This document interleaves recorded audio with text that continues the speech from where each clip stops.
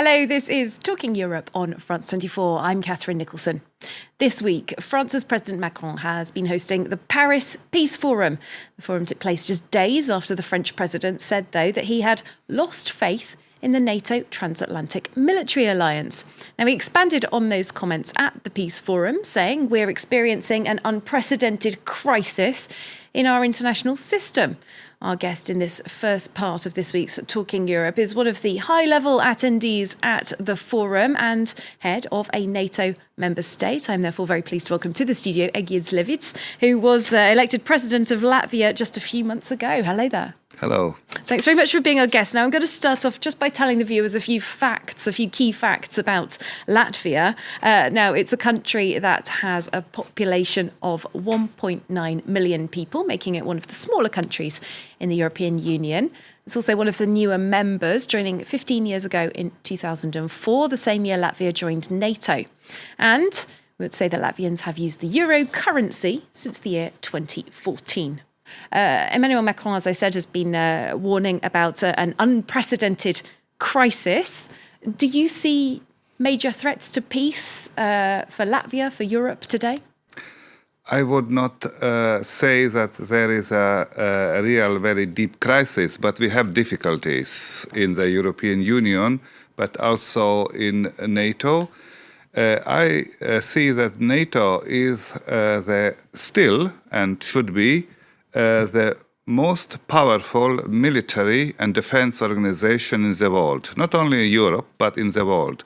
And the cornerstone of NATO is a transatlantic partnership between North America, US and Canada on the one side and European member states. I think there is no alternatives to that. We can strengthen, and I would also say that it is necessary to strengthen the European pillar of NATO.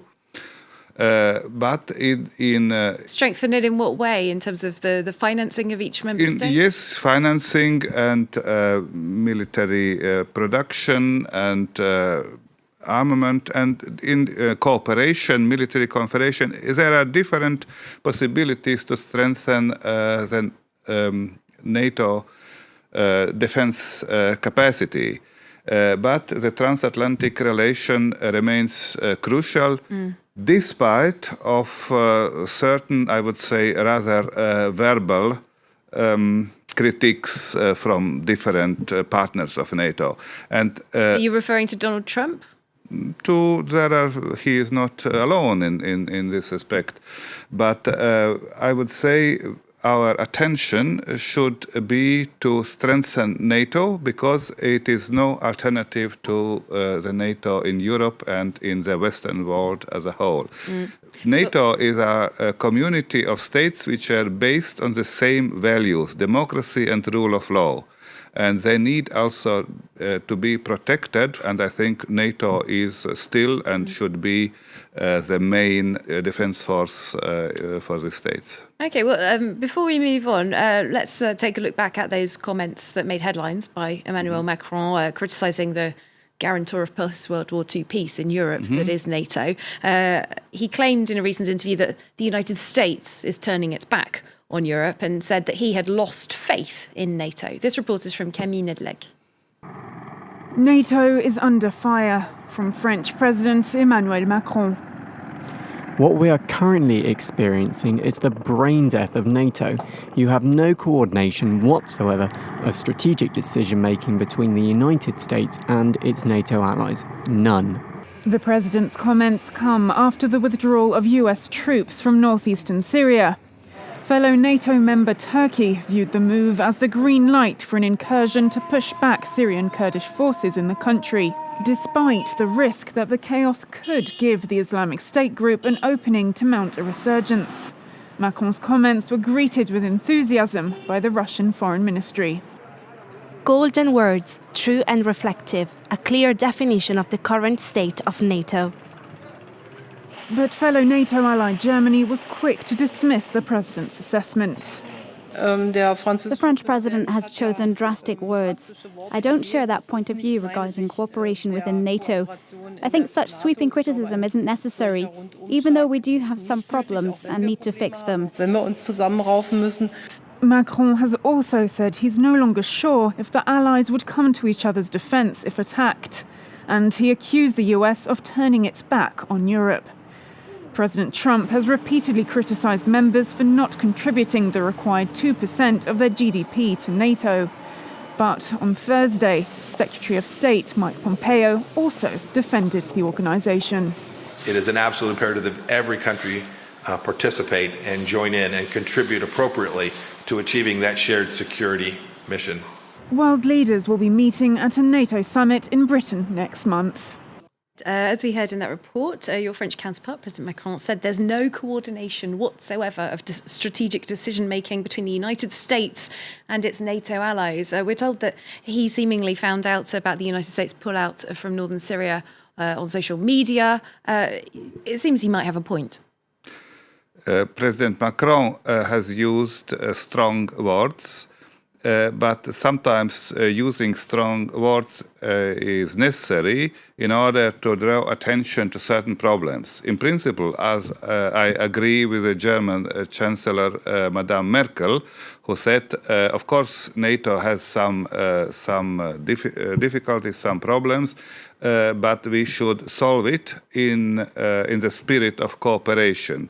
But I think they're saying that there is signs that there isn't cooperation in terms of a very important Middle Eastern crisis. Therefore, responsible politics for all member states of the NATO, responsible politics, I will stress, should be oriented to better coordination. So you agree with Angela Merkel that there are some problems with NATO. The question, I think, really is, how bad are those problems? For example, President Macron casting doubt on whether NATO allies would stick to that fundamental principle of defending each other if they were attacked. Do you also doubt that NATO allies would defend each other? No, I have no doubts, because it is a core principle for the defense strategy of all member states. Nowadays, state, also a big state like bigger European states, cannot defend themselves alone.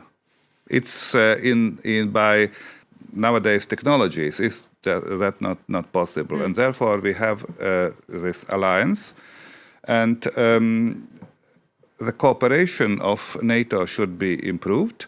But I would also say that NATO is not participating. This is not participating in Syria. This is a Turkish decision, and this is not a NATO operation. Well, the whole story has kind of brought up as well the issue of a potential EU army, which is much discussed in Europe. Are you in favour of moving towards that model? Yes, of course, I am for more cooperation between... But as far as a EU army? Yes, especially the European pillar is the one pillar of NATO, very important. I would say also from Latvian point of view, the most important pillar, the European pillar, and we should strengthen the cooperation, and I would stress the word cooperation between the European member states of NATO, and I think that also this means the project of President Macron.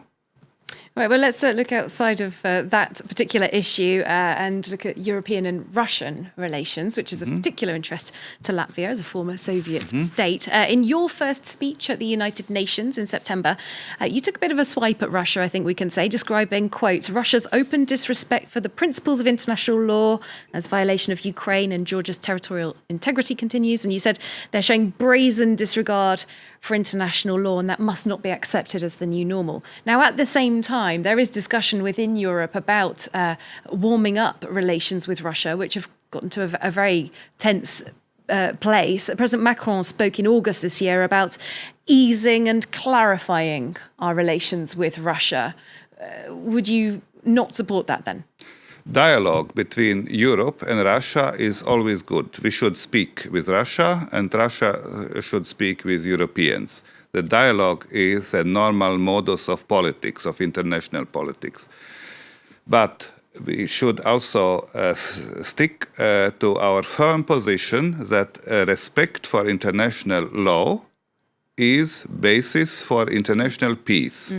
Without respecting international law, there would be no peace. And therefore, in this dialogue, we should urge Russia to respect international law, in particular in Ukraine. It is unbelievable that in Europe, 70 years after the Second World War, there is an annexation issue, like Nazi Germany in 1939 concerning Austria or Czechoslovakia. I think international law is the basis for peaceful relation between the states, and this is also the principle of European foreign policy. Well, I suppose the question is, though, what can European nations do about that if they disagree with what Russia's doing in such strong terms, as you say? There are sanctions that have been imposed on Russia since 2014. But recently, for example, Viktor Orban in Hungary said that he thinks that Vladimir Putin shouldn't be provoked, and that's why he opposes the European Union's sanctions on the Putin administration. Demand for respect for international law can never be provocative. I would repeat that. You disagree with Viktor Orban? Yes. I would say that maybe Viktor Orban meant that the dialogue should be improved. But it is the cornerstone of Europe. It is the cornerstone of a state based on rule of law, like all European member states or all member states of NATO. And the demand for respecting of international law is never provocative. So those sanctions are due to be renewed or up for discussion in January of 2020. Latvia will be supporting the continuation of the European sanctions on Russia? We should see the progress. What is the progress concerning Russian behavior in Ukraine, and then we will decide. Do you believe there has been progress? I hope that it would be, but I am a little bit skeptic about that. But this is a Russian problem. Well, let's look to another pan-European issue. Your country, of course, one of the states that joined the EU in that big wave of enlargement in 2004. Now the EU looking at another phase of enlargement into the Western Balkans, seen as a very strategic area. Northern Macedonia and Albania had been due to get the green light to start the accession process earlier on this year, but France particularly blocked that. Also, we're told, the Netherlands. Jean-Claude Juncker, though, said that this is an historic mistake and seemed to be extremely angry, I would say, about it. Do you agree with Jean-Claude Juncker? I would propose that the negotiations should be continued with Northern Macedonia and Albania because European Union is also a factor for stabilization of democracy and rule of law in Europe. And I can see that many Eastern European states, but also Spain, Portugal and Greece, were stabilized as democracy, stable democracies because they joined the European Union. And also Albania and Northern Macedonia are not exceptions in this respect. I would say that this decision is not, I'm not happy with this decision, but I would say also that this is a postponement and not a rejection of the demand for these countries to join the European Union. There are other actors geopolitically who are looking to move into this region, including Russia. I see that this decision is unhappy, but it is possible to relatively easy to correct this decision. And I would also urge the European Union, as a member state of the European Union, we are for the continuing of the process of joining of Northern Macedonia and Albania to the European Union. All right. Well, one issue just before we close off the programme that's been major domestic news in Latvia over recent months, a series of banking and money laundering scandals. They've been ringing alarm bells around Europe because, as I said, Latvia are a member of the Eurozone. For example, the head of the central banks appeared in court accused of bribery. And the United States has accused the ABLV Bank of complicity in money laundering. They've linked it indirectly to the North Korean weapons programme. Is Latvia getting to grips with this problem, which, as I said, is a great concern to the Eurozone its own stability. Yes, there was a major scandal in Latvia, but also concerning Swedish banks, on Danish banks. And Latvia has done the necessary measures in order to cope with this problem. It happened 2-3 years ago, this scandal. And there has been further instability in the banking system since other banks not that more, have not fallen. yet, not more. But the banking system is stable, and also the necessary measures to not to allow such kind of scandals of money laundering are also taken by the government. Would you welcome more involvement by the European Commission, for example, an ad hoc money laundering authority that's being discussed currently? Would you welcome that European Union is already involved.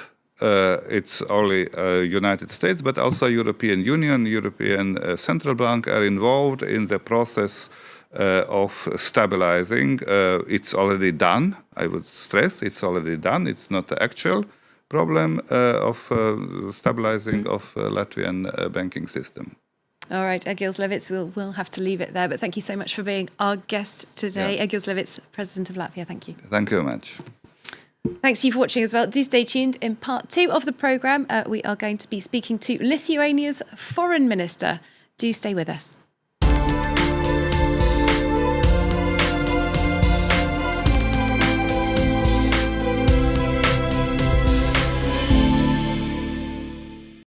France 24, 4 news channels in 4 languages, 430 journalists, 35 nationalities, 160 bureaus around the world, a global reach. 385 million households in over 180 countries can watch France 24. 80 million viewers watch the channel every week, and the numbers are constantly growing, with audience multiplied by 2 in 5 years.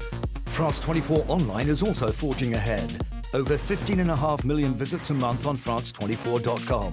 With 59.8 million videos viewed online, France 24 is a leader on YouTube, while our 38.2 million Facebook and Twitter followers make us France's #1 channel on social media.